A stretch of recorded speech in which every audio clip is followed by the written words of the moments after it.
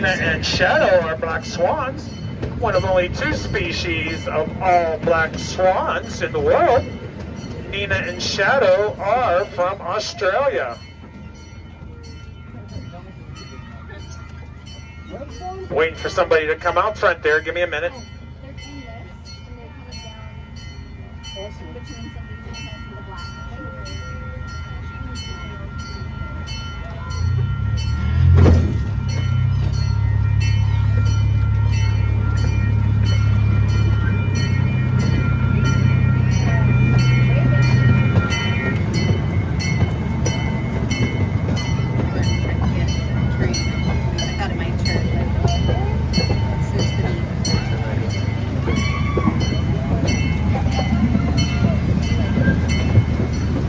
There we go, that's what I wanted. There's the train. We're in the middle of the train. And we're now on the back side of the zoo. It's an area you don't see too much of unless you're on a train ride. Ooh. This white building coming up with the blue awning is Discovery Pavilion. And this is where educational and conservational programs are being done. It's also the home to our kitchen, where our chefs make over 246 diets a day for the animals. That's over 100,000 diets a year.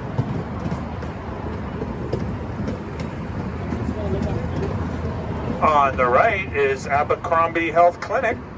This is a state-of-the-art facility, and this is where our vets and our vet techs take care of our animals.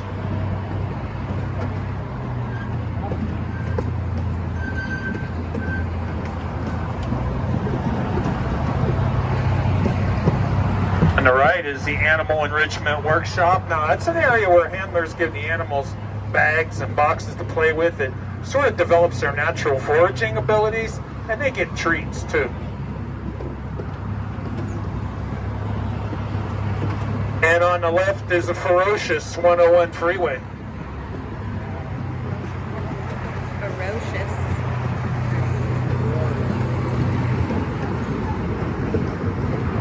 As we come into the turn, on the left is our train barn, and that's where our other trains, Victor and Kate, are getting worked on, and the train that you're on, Emmett, he goes there to get maintenance also.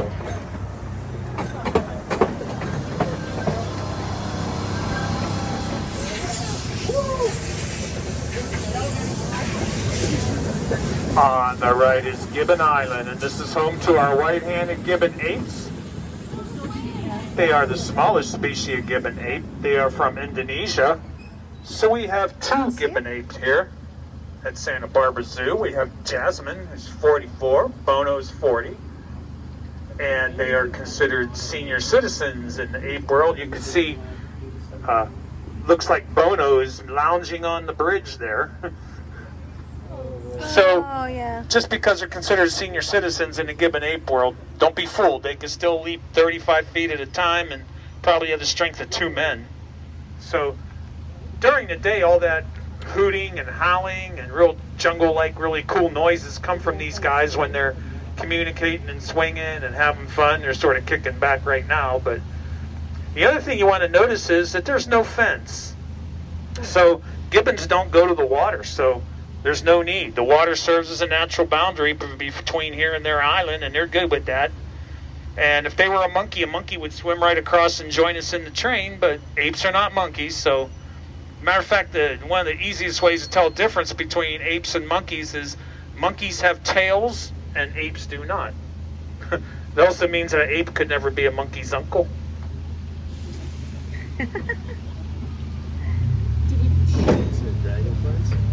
As we move on the left, you're going to see Andre Clark Bird Refuge. Now, this is an area that's city-owned, and over 200 species of birds live here, according to the Audubon Society. There's also foxes, rabbits, snakes, turtles, and possums all living in this area. It's a beautiful view with the mountains behind, and that's the Montecito Country Club on the hillside. Now, the water in the refuge is a little different. It's a combination of salt water and fresh water, and they call that brackish.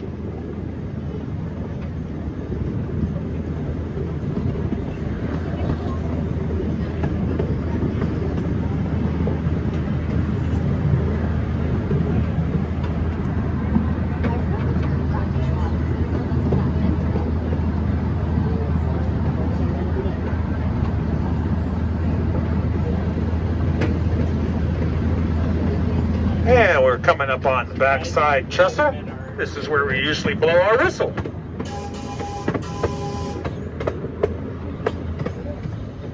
And on the upper right is our California condors. They are the largest land bird in North America. These guys were in trouble back in the 80s. There was only about 22 left, but through conservation and breeding efforts, now their numbers are about 500.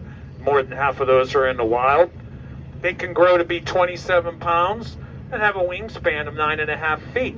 We have to be diligent though, because condors only lay an egg about once every other year.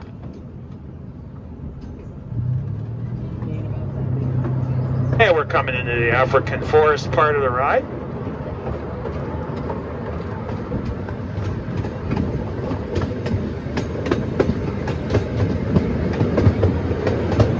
Don't worry about this guy, he's just looking for a handout.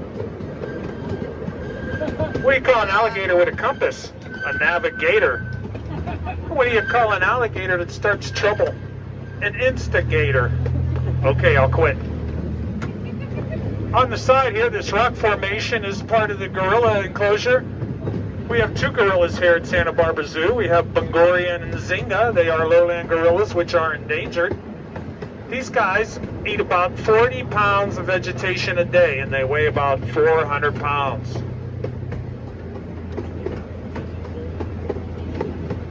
And on the right is Jake the mosaic snake, and he hadn't moved in 10 years. Neither has Rusty here, the giraffe.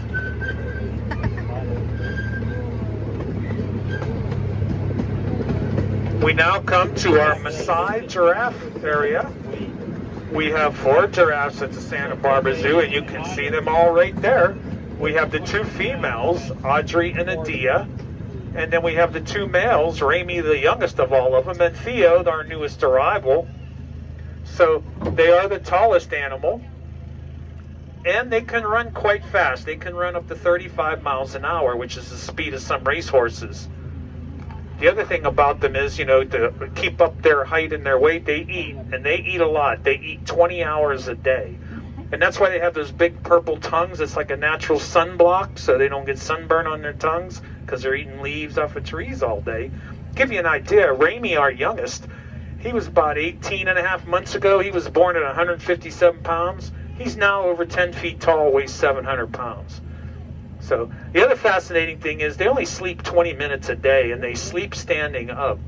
And when these guys are in the wild, the other animals look to them because of their height and vision. If they start getting fidgety or start making a move, all the other animals in the wild think something's up, like maybe a predator, and so they move with them.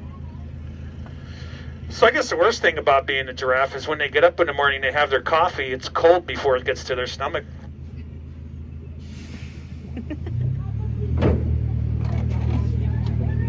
We're going to go from an animal that eats 20 hours a day to an animal that sleeps 20 hours a day, and that's our African lions, Ralph and Felicia. You know, Ralph, he has a roar that can be heard 3 miles away. And there's Felicia on top of the rock there. You know, and Ralph's right behind her sleeping. You know, he's eating 75 pounds of meat at one meal. That's like 300 quarter pounders. And I'm not lying.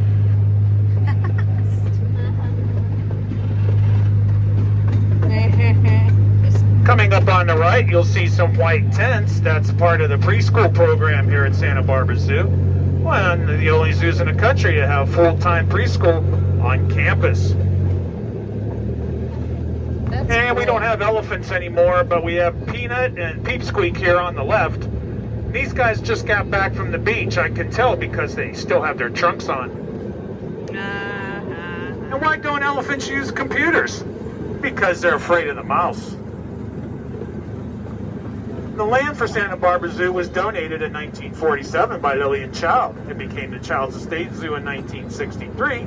And now it's home to over 400 animals representing 200 species in what's considered one of the best little zoos in the country.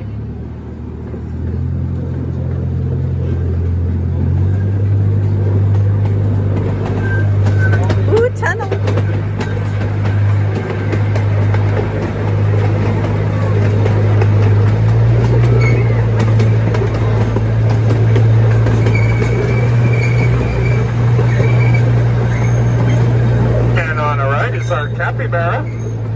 Capybaras are the largest rodent in the world. They're also excellent swimmers.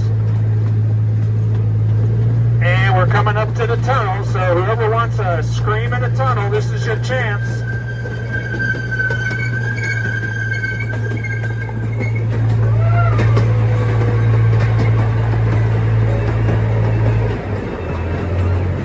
But thank you for riding the train today. Please wait till it comes to a complete stop. On behalf of myself and Santa Barbara Zoo, have a super day. A super day.